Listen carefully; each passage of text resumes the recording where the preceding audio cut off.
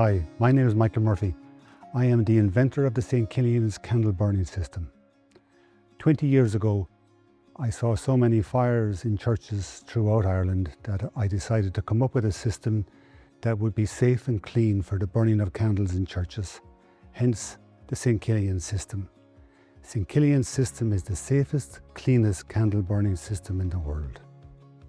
The St Killians candle burning system is now installed into some of the most prestigious cathedrals and shrines throughout the world. We are currently using 80 million candles per year in churches.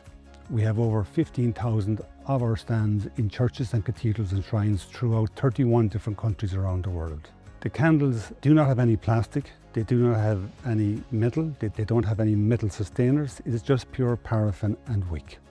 It is designed in such a way that it doesn't create any smoke and it doesn't create any soot. Candle stands and the candles are manufactured here in Ireland. What's very, very important for us is that when somebody enters into a church, when they light that candle, they're lighting that candle that is a safe light in a sacred space.